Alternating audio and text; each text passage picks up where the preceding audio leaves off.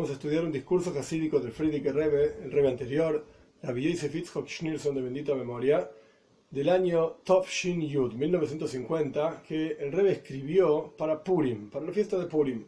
Que si bien no estamos tan cerca de la fiesta de Purim, pero este discurso es parte de un discurso mucho más amplio, en realidad un conjunto de 4 discursos, que cada uno de ellos contiene 5 capítulos, que son conocidos toda la serie de discursos como los discursos Bosi Legani Tov Shin Yud.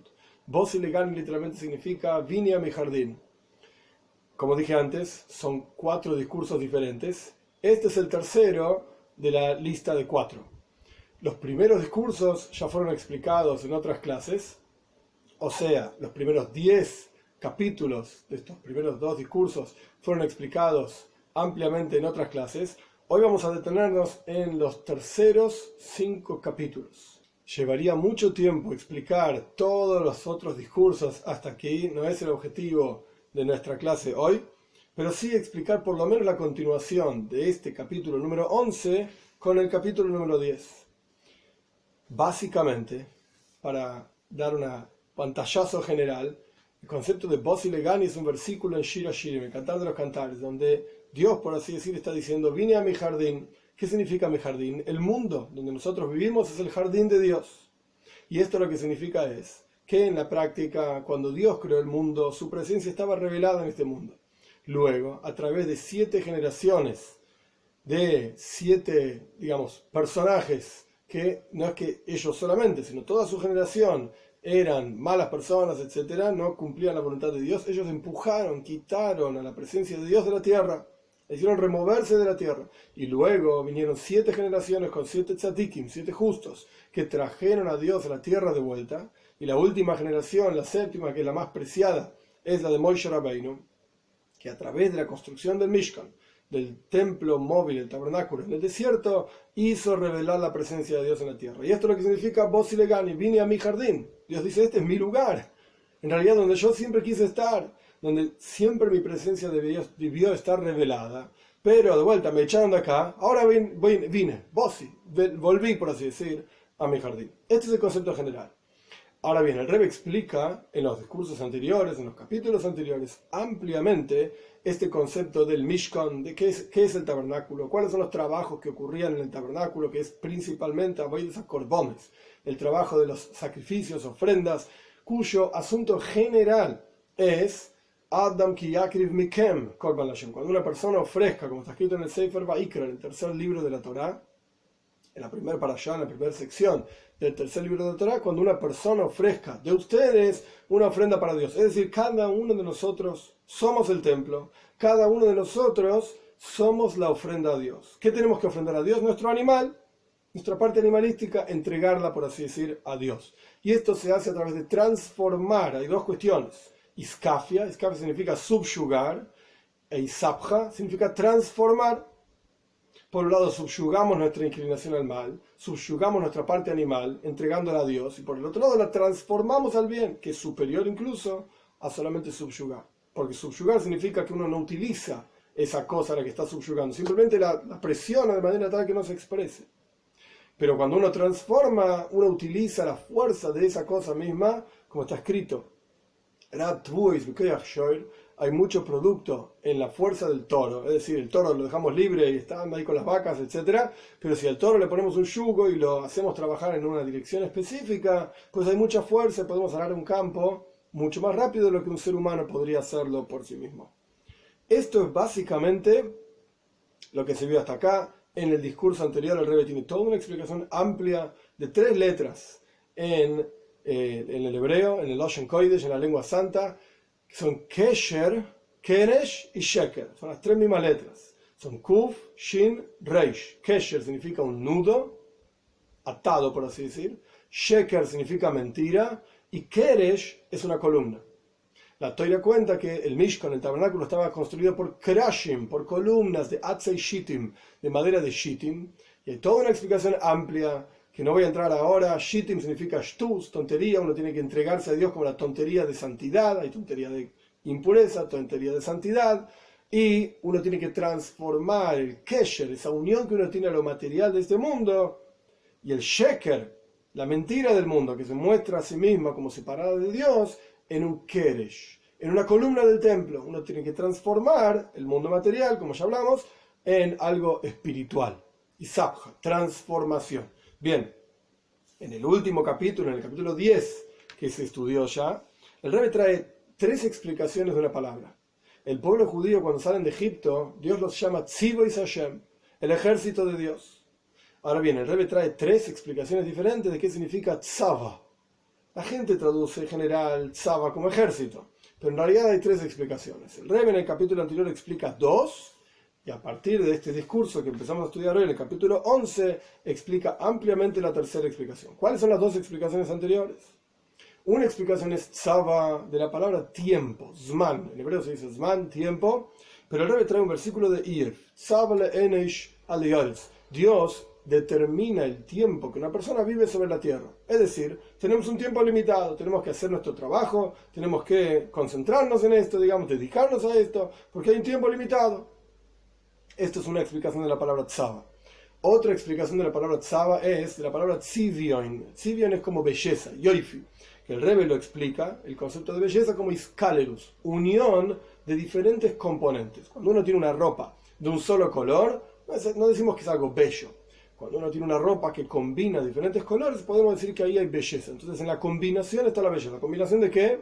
Pues combinación de diferentes elementos, digamos, dentro del pueblo judío mismo. Están quienes se ocupan específicamente del estudio de Torá, están quienes se ocupan de negocios, están quienes se ocupan... Y cada uno tiene una ocupación diferente. A través de la unión y la comunión, digamos, de cada uno de ellos, todos juntos, en el Zohar, en el Kabbalah se llaman Mare Toiro o Mare Uvdim Taven, los maestros de la Torá, y los maestros o los señores, por así decir, de las buenas acciones. Todos juntos, combinados, dedicando el tiempo que corresponde, esto genera Tzava, que ya dijimos 2 explicaciones. Una es tiempo y el otro es Yoifi, belleza. Entonces, a través de dedicar el tiempo adecuado, nuestra vida, a esta unión y comunión entre todos los Yehudim. ¿Para qué? Para la tercera explicación de Tzava, que es ejército.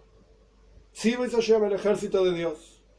Entonces el Rebbe va a explicar en nuestro discurso ahora, que comienza con el capítulo 11, este concepto de Tzivois Hashem, del ejército de Dios, como ejército justamente, y no como tiempo o belleza. Simplemente para leer las últimas líneas del capítulo anterior, para conectar. Esto es lo que significa... Fue en la esencia de este día, salieron todos los ejércitos de Dios de la tierra de Mitzrayim, cuando el pueblo judío sale de Egipto en la fiesta de Pesach, etc. El concepto de Tzivois Hashem, el ejército de Dios, es el pueblo judío, que a través de su servicio de refinamiento del mundo, en 2 aspectos, iskafia, que significa subyugar, y sabja, que significa transformar, a través de esto refinamos el mundo. Hacemos de un kesher, es decir, de la unión con el mundo, kesher es un nudo, un keresh. Hacemos con las mismas letras, las damos vuelta, por así decir, jugamos, y hacemos una columna, es decir, del nudo del mundo, el hecho de que el mundo se muestra a sí mismo como una existencia separada de Dios. Esto es sheker. Ahí está la tercera palabra, keresh, sheker y kesher. Esto es mentira, sheker es mentira. Y como es sabido que la vitalidad del mundo que le da vida es Dios. No es el mundo por sí mismo, no está separado de Dios. Entonces, cuando estudiamos Torah y cumplimos mitzvot, entonces transformamos todo ese kesher y sheker, toda esa unión a lo material del mundo, toda esa mentira, en un keresh, en una columna del templo. Y esa columna del templo estaba hecha de atzei shitim oimdim, como dice la Toira, de madera de shitim, que se traduce en general como cedro, paradas, y unimos. El Rebbe tiene toda una explicación amplia de esta unión, esta columna. Una columna une algo elevado con algo bajo. En los capítulos anteriores unimos la presencia infinita de Dios con este mundo, como una columna que va desde el piso hacia el techo. El techo sería, por así decir, el Oren Soif, la luz infinita de Dios. El piso es este mundo material. Y por lo tanto, el pueblo de Israel se llama Tzivois Hashem, el ejército de Dios, porque revelamos y proyectamos una revelación divina aquí abajo en este mundo. Y también la palabra tzava viene de la palabra tiempo, zman, algo limitado, porque todo el trabajo es en los días que Dios le dio a cada uno de nosotros para vivir, y cada uno tiene que revelar la presencia de Dios a través de su servicio a Dios. Aquí abajo, Hashem Echad, Dios es uno, Este es el final del capítulo 10. Vamos al capítulo 11, para explicar en mayor profundidad el hecho de que el pueblo de Israel se llama Tzivois Hashem, el ejército de Dios, que el nombre Tzivois es un nombre santo. Dios tiene muchos nombres. Dentro de los nombres divinos, uno de ellos es Tzvakois. Yo lo digo mal a propósito para no mencionarlo en vano. Es el nombre que representa, por así decir, Dios como Dios de los ejércitos. Es un nombre santo. Y es uno de los 7 nombres que no se pueden borrar. Es una cuestión alágica, legal. Hay diferentes nombres de Dios, entre los cuales algunos de ellos, 7 de ellos, representan algo tan santo y elevado que una vez que uno los escribió está prohibido borrarlos. Este nombre, Tzivois Hashem, es decir, el Dios de los ejércitos, este es uno de los nombres santos de Dios. Y este nombre fue revelado a través de los profetas, porque en la Toira, es decir, en los 5 libros de Moisés, no fue mencionado este nombre. Y se menciona solamente Tzivois Hashem, el ejército de Dios, que hace referencia al pueblo de Israel. Como dijimos anteriormente, cuando el pueblo judío sale de Egipto, son llamados Tzivois Hashem, el ejército de Dios. Pero Dios mismo no es referenciado a través de este nombre en los 5 libros de Moisés. Recién a través de los profetas, posteriormente, es que se revela este nombre. Y de hecho, entre las profecías, por ejemplo, de Zeharia, que es uno de los profetas que habla de la Geule, de la redención, constantemente habla de este nombre, una y otra vez. El Dios de las huestes, por así decir. Y tenemos que entender cuál es esta virtud, qué es lo que representa este nombre. Es decir, ¿por qué virtud, por qué cuestión el pueblo judío se llama Tzivois Hashem? Justamente el ejército de Dios. Con este nombre especial que hace referencia a Dios también, pero llamamos al pueblo judío de esta manera. Entonces, ¿cuál es la cuestión, el asunto de este nombre? ¿Cuál es el adjetivo, por así decir, al cual hace referencia este nombre a través de... Y por eso llamamos al pueblo judío de esta manera. Y este adjetivo le fue dado al pueblo judío cuando salieron de Mitzrayim, justamente de Egipto. Antes de eso no somos llamados de esta manera. ¿Por qué? ¿Qué es lo que representa este nombre? La explicación está escrito en el Midrash, que Dios, por así decirlo, dijo a Moshe Rabbeinu: mi nombre vos querés saber, yo me llamo según mis acciones. En hebreo, Shmi ata mevakesh, mi nombre vos querés saber, buscás, Leida, querés saber, yo soy llamado según mis acciones. Es decir, continúa diciendo el Midrash, cuando yo lucho contra los malvados, yo me llamo Tzvakes. Ese es mi nombre, el Dios de los ejércitos, por así decir. Porque hay una lucha, evidentemente, de Dios contra los malvados. Y si es así, esto es lo que dice el Midrash, si es así, se entiende que este nombre de Dios, Tzvakes, es un nombre de guerra. Evidentemente, esto es lo que representa. Y así también está escrito en un libro de Kabbalah que se llama Sharei Oira, uno de los antiguos libros de Kabbalah, de Rabbi Yosef Gikatila. Él dice así, que el nombre Tzvakes representa Netzach Vehoid. Ahora explico esto. Y de ahí se proyectan todas las guerras en el mundo. Esto es lo que está escrito en este Sefer de Kabbalah. ¿Qué significa Netzach Vehoid? Netzach significa literalmente victoria. Hoy significa literalmente humildad, brillo, algo por el estilo. Esplendor, se lo traduce de diferentes maneras. Estos 2 niveles son 2 sefirot, que en este discurso no es el lugar donde se explican todas las filas. Más adelante se va a hablar del tema también, un poco, pero para entender de lo que estamos hablando, una sefira es una expresión divina. Así como cada uno de nosotros tenemos diferentes expresiones, somos padre, hijo, hermano, amigo, etc. De la misma manera, Dios se muestra y se expresa en el mundo de diferentes maneras. El ejemplo clásico traído en Kabbalah y en Hasidus también es mencionado muchísimas veces sobre lo que es una esfera, es como agua siendo vista a través de diferentes recipientes de diferentes colores. Color azul, color rojo, color transparente, etc. Entonces el agua en sí es incolora, pero a través de que se muestra el agua, se pone el agua en un recipiente de un color determinado, se ve agua de un color determinado. Esto es el concepto de una esfera. Se revela el agua, que es incolora, de un color determinado. Se revela la infinitud divina, que es, entre comillas, incolora, como es el lenguaje en Hasides. Es simple, con la simpleza absoluta. No tiene colores, por así decirlo, no tiene formas. No podemos aplicar una forma a Dios. En el momento que le aplicamos una forma a Dios, lo limitamos a esa forma. Y Dios es infinito, no tiene límites. Entonces no tiene forma. No solamente forma corporal, física, sino que incluso una forma espiritual. No tiene límites de ningún tipo.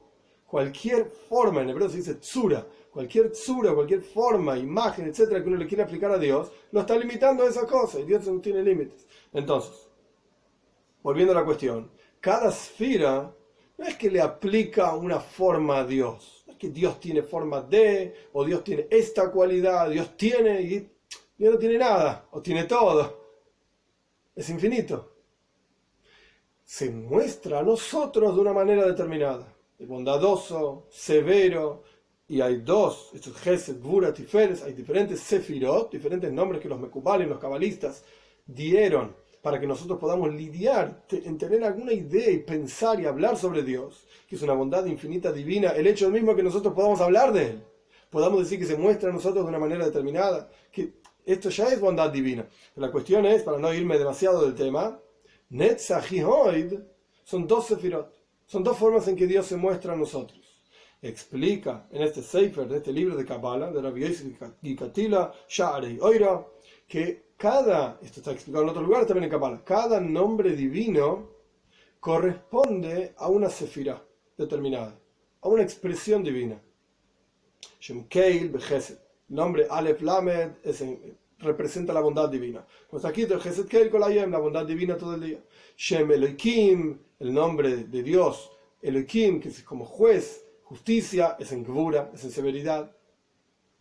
Y así sucesivamente diferentes nombres. El Shem Tzvakois, Dios de las huestes, ¿en qué nivel? ¿Qué es lo que representa? ¿Qué es lo que expresa de Dios? Netzach Vehoid, victoria y esplendor, es decir, guerras. La victoria contra un enemigo. Ahora bien, el concepto de Nitzachon, Nitzachon es victoria, Netzach es victoria también, Nitzachon es la victoria sobre un enemigo. Esto tiene que ver con alguien grande, específicamente.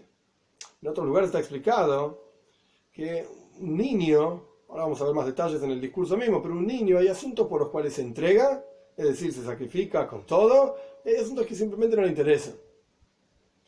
Ahora, una persona que está en un nivel espiritual elevado, alguien grande, en el caso del ejemplo un adulto, cada asunto es importante, cada detalle es importante. Entonces el concepto de nitzach en victoria, es decir, ganar sobre un enemigo, esto tiene que ver específicamente con alguien grande.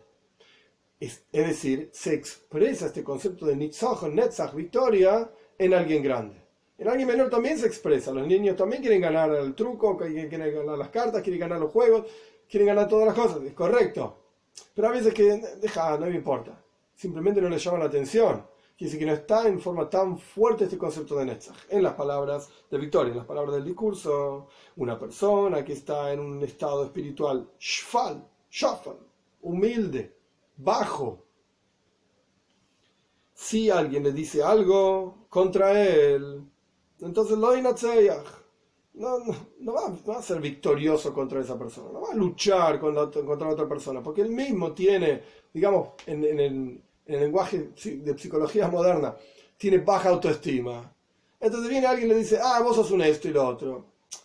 No va a hacer una guerra contra esa persona, no va a luchar contra esa persona. A lo sumo, entre paréntesis pone el rebe, le va a responder arrogantemente, ya está, vos qué sabés.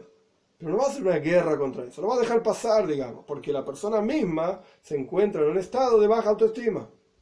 Y todo lo contrario, puede ser que absorba esas palabras y diga, es verdad lo que me están diciendo. Responda algo simplemente por el hecho de responder, pero lo sienta como que algo que es verdad, me están diciendo que soy un esto, es verdad eso.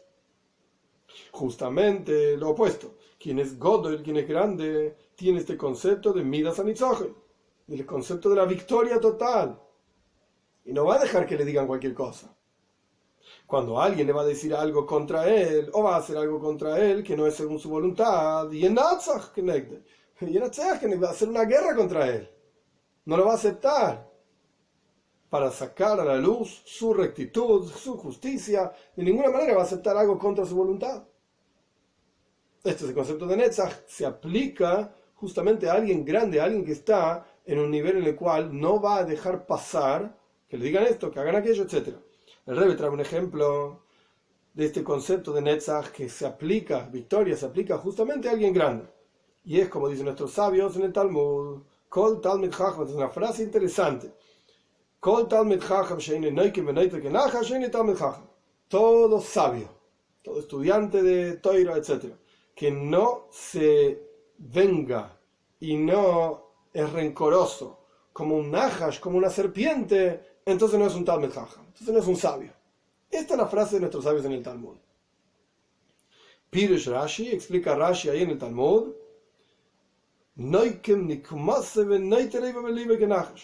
la persona que es un Talmid Chacham, que es un sabio, se venga su venganza y guarda el rencor en su corazón como el najash, como una serpiente. El Rebbe pone entre paréntesis, fíjate, ¿por qué serpiente justamente está explicado ahí, en el Talmud? ¿Qué explica ahí en el Talmud? Es que el Talmud, propiamente dicho, el texto no explica por qué justamente una serpiente. Hay comentaristas. Uno de los comentaristas es el Maharsha.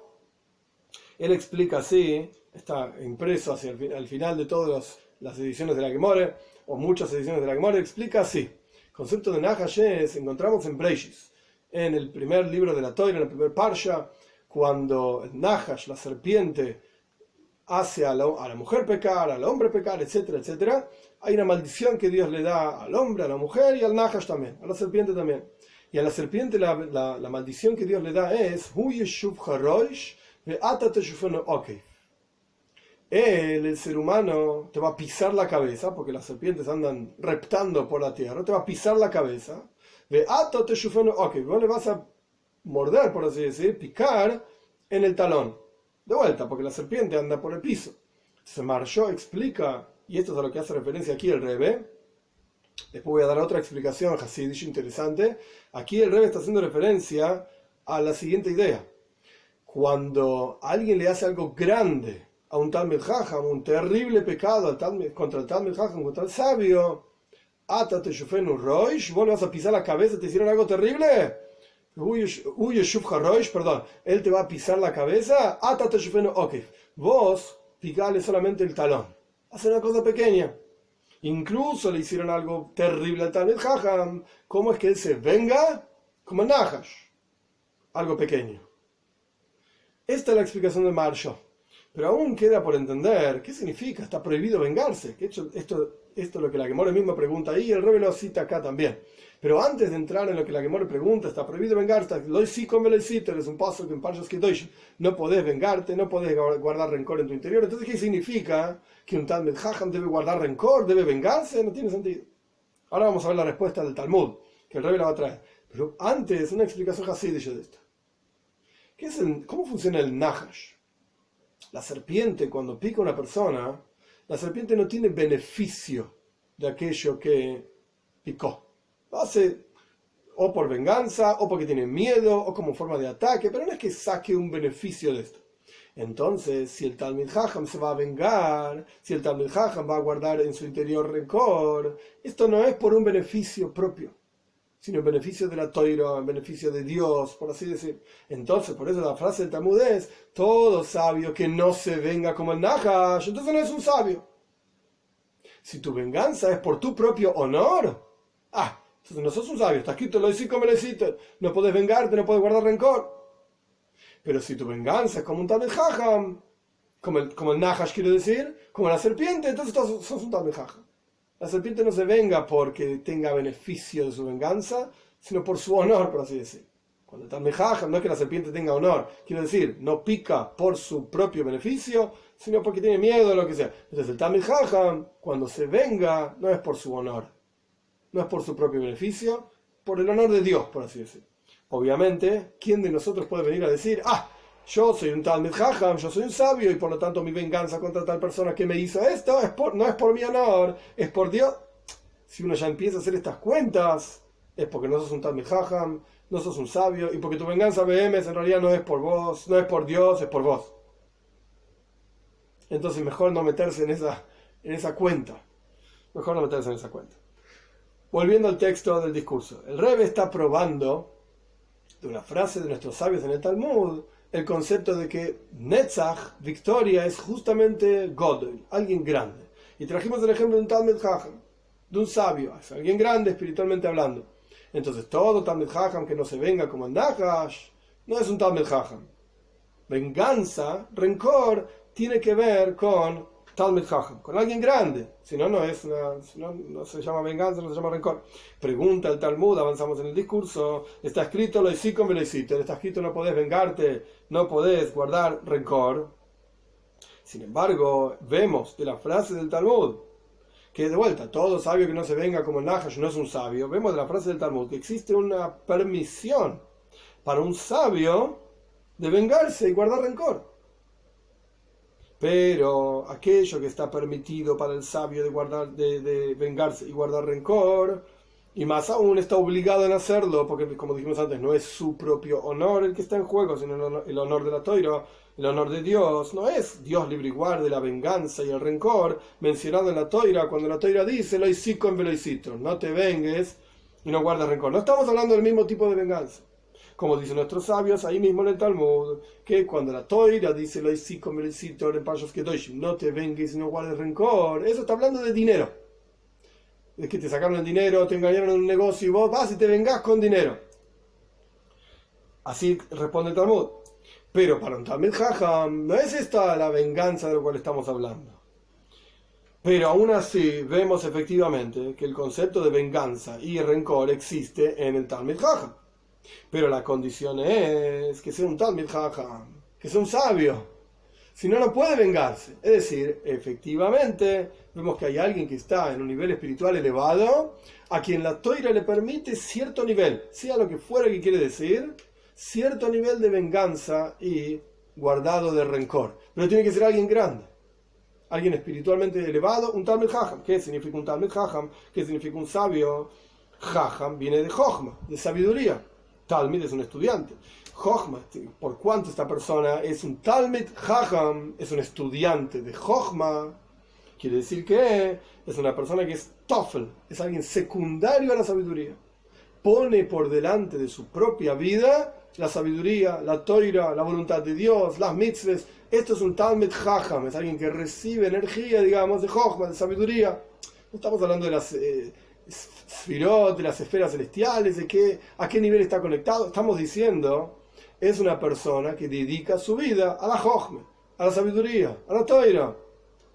Como dicen en el Zohar, toira me Jochma nafkis. La toira sale de Jochma, espiritualmente hablando, de la sabiduría divina. La toira es la sabiduría divina. Entonces, esta persona que es un Talmid Chacham, ¿qué significa que es un Talmid de Jochma, un estudiante de Jochma? Lo que quiere decir es que es alguien que está entregado su vida a la Jochma. Es decir, en otras palabras, en las palabras del discurso, que todas sus acciones y asuntos son por la Jochma, en aras de Jochma, en aras de sabiduría. Y esto es en general el concepto de Nitzach, el concepto de la victoria. Es decir, que entrega su vida a la Jochma y va a luchar las luchas, las guerras, en aras de la Jochma, en aras de la sabiduría. Y esto vemos, ¿quién es el que está en condiciones de hacer esto? Un Talmid Chacham, un sabio. Vemos de vuelta entonces que el concepto de Nitzach, de victoria, es en alguien grande, justamente, espiritualmente hablando. Y cuanto más grande es la persona, más elevada es la persona, tanto más fuerte es su cualidad de Nitzach, de victoria. Y por lo tanto, ¿quién es el más elevado entre todas las personas? Es el Melech, es el rey, que es el más grande de todos. Y esta es la virtud del rey, que es el selecto y más grande de todo el pueblo, como está escrito respecto de Shaul Amelech, del rey Shaul, el primer rey de la historia del pueblo judío. Ein ish, dice el versículo, Ein ish mi bnei Israel toiv mimenu, no hay ninguna persona en el pueblo judío mejor que él, mishichmo v'mayla gavoya mikol ha'am, de sus hombros para arriba era más alto que todas las personas. ¿Qué quiere decir? Que solamente era alto en altura, en metros, ¿cuántos metros mide? Sino que espiritualmente hablando, sus hombros estaban por encima del nivel intelectual de cualquier otra persona en el pueblo judío. Por eso Mishich como Pamaila. ¿Qué hay arriba de los hombros? La cabeza. Pues la cabeza de Shaul HaMelech, su intelecto, su nivel espiritual, estaba por encima de los niveles espirituales del resto de las personas del pueblo judío en su momento. Y por lo tanto, esta es la prueba de que el rey es lo más elevado que hay. Por lo tanto, en el rey, el concepto de Nitzachon, de victoria, es mucho más fuerte que en cualquier otra persona. El rey revela su voluntad y su deseo y lo hace sacar, digamos, a la luz con su victoria. Él quiere que las cosas sean de tal manera y por lo tanto es el rey el que más se entrega a que su voluntad realmente se lleve a cabo. Y esta es también la razón por la cual existe en el concepto del rey la idea de guerra. El rey lucha sus guerras para sacar a la victoria, para sacar a la luz su voluntad, su victoria. Ahora bien, Nitzachon, victoria, está conectado con guerra, con milhama, como dijimos del libro de Kabbalah de Yosef y Katilia, Sharei Oira. Tzvokos tiene que ver, ahora conectamos todo. Tzvokos tiene que ver, no terminamos igual, pero Tzvokos tiene que ver con Netzach Ve'Oy. Es el nombre de Dios. El pueblo judío es llamado Tzivos Hashem, el ejército de Dios. El nombre Tzvokos es un nombre de Dios. ¿Por qué el pueblo judío es llamado Tzivos Hashem? Con este nombre de Dios. Este nombre de Dios tiene que ver con Netzach, con victoria, con guerras. Explicamos qué es Netzach, ser victorioso sobre el enemigo, etc. Y esas guerras ocurren en la persona más elevada. La persona más elevada es el rey. El rey es el que lucha esas guerras. Ahora, en la guerra hay dos asuntos en la guerra. ¿Por qué un rey lucha una guerra? Hay dos asuntos en guerra. El primero es obtener un botín. En hebreo hay dos palabras que son similares. Shlal, baz, es la misma idea. Es el botín. La persona lucha, el rey lucha una guerra para obtener un botín, una ganancia. El segundo asunto en la guerra es sacar a la luz su victoria, de manera tal que sea las cosas tal y cual el rey quiere.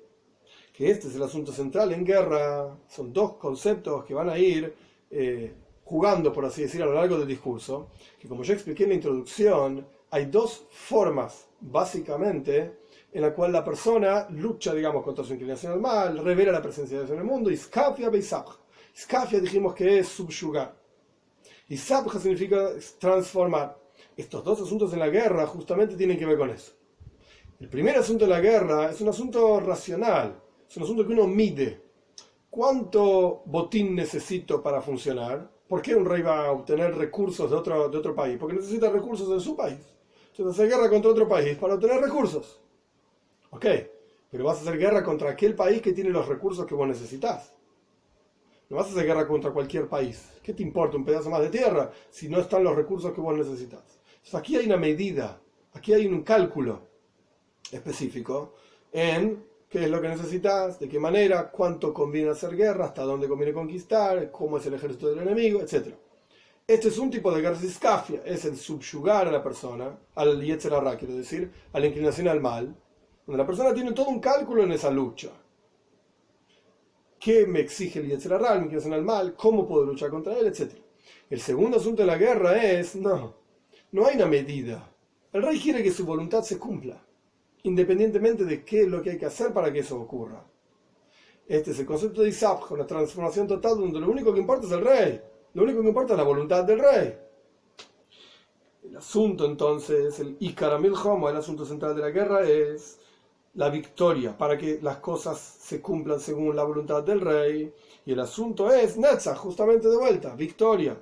Porque la guerra que es para obtener botín es una guerra de fuerza, poder solamente. Y la guerra en general, es decir, el concepto de las ideas intelectuales en esa guerra son para sacar a la luz la victoria, de manera tal que sea según su voluntad. La táctica y el pensamiento no es una cuestión de fuerza, que el rey lo divide en dos partes: una guerra de fuerza, a ver quién es más fuerte, quién tiene más gente, quién tiene más, la gente más entrenada, los mejores soldados. Chao, te maté, listo. Ese es el primer tipo de guerra, la cuestión de fuerzas. Vamos a medir fuerzas uno con el otro.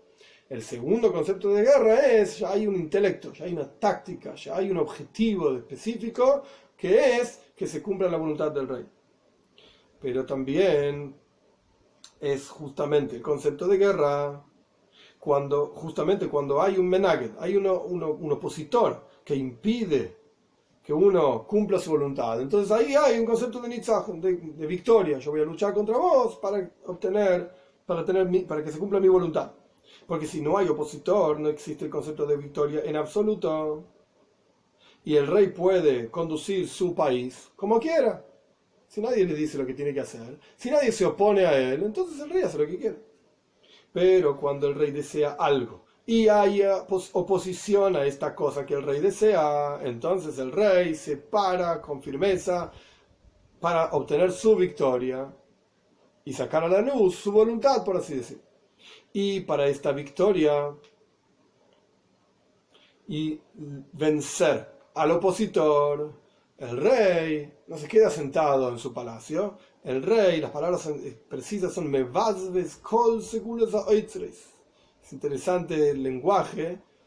El rey despilfarra todos los tesoros almacenados de Hoin y Yakar, de riquezas preciadas. El rey gasta todo lo que tiene, que fue juntado y recogido a lo largo de muchos años, generación tras generación, y nunca se utilizó para nada. Está guardado, está oculto y sellado, y ninguna criatura lo ve. Nadie sabe que estos tesoros están guardados ahí.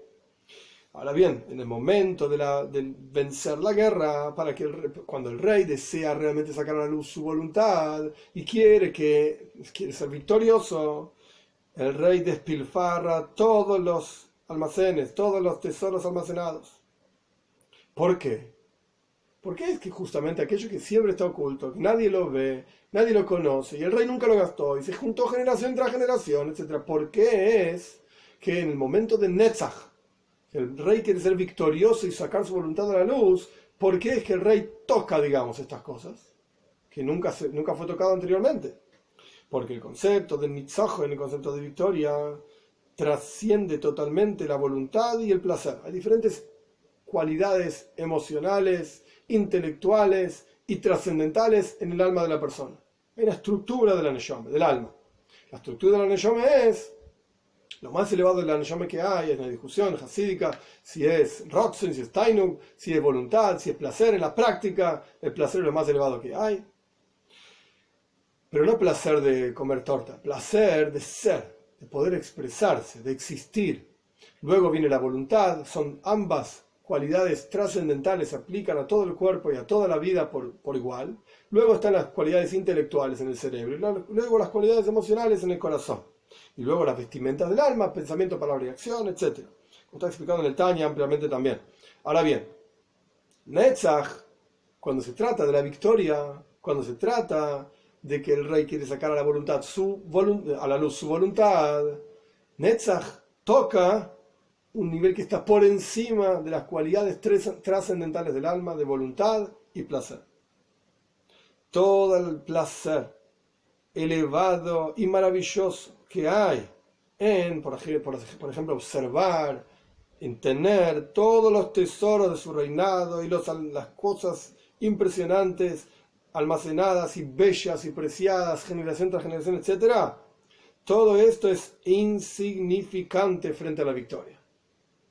Por eso es que el rey es mevazves, el rey despilfarra todo aquello que fue juntado durante tanto tiempo para la victoria, justamente para la victoria.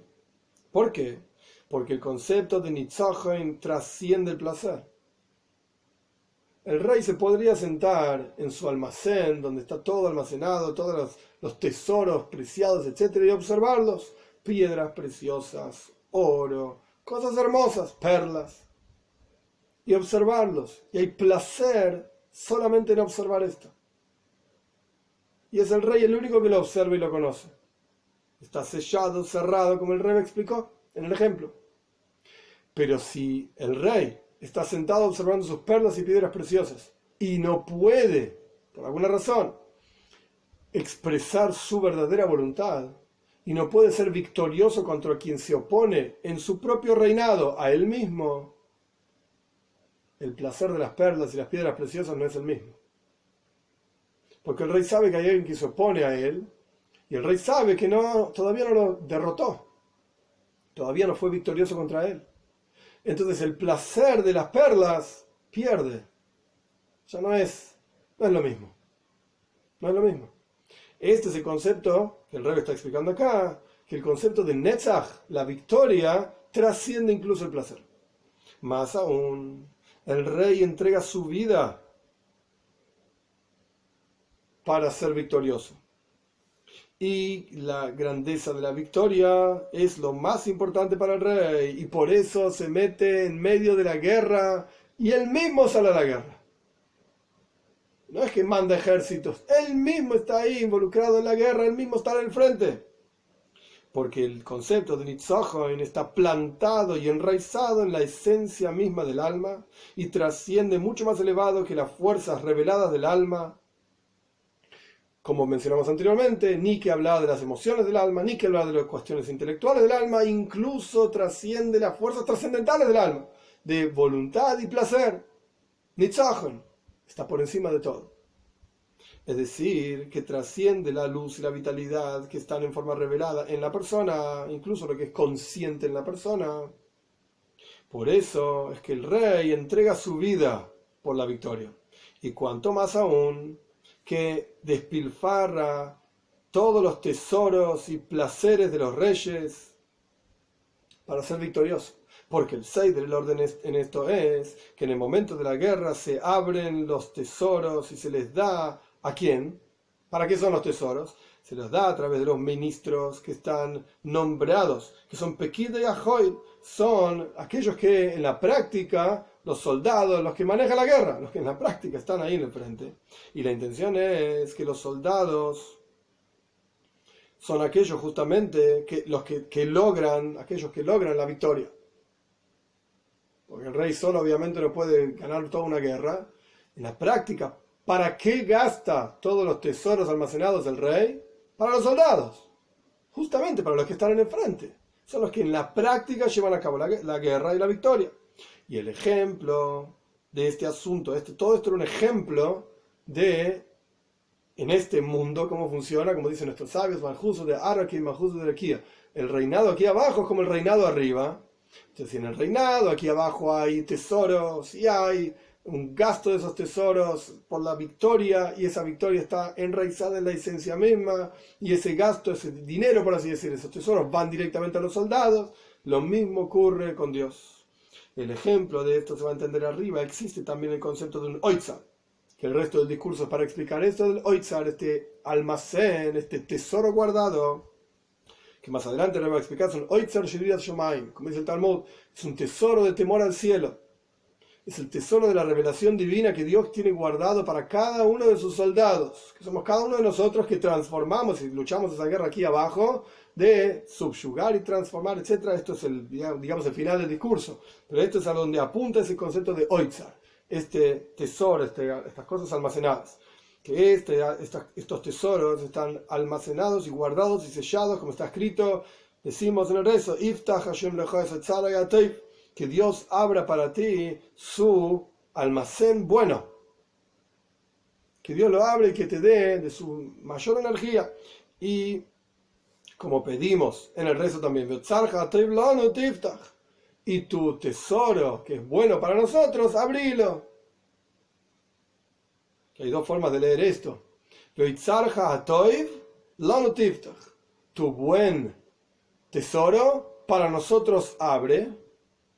Obvio que todo lo que viene de Dios es bueno, pero hay cosas que nosotros vemos en este mundo que no nos agradan demasiado. A pesar de que todo lo que hace Dios lo hace para bien, y eso también es bueno, es verdad, todo es bueno, pero a veces se revela aquí en este mundo como cosas que no son tan buenas.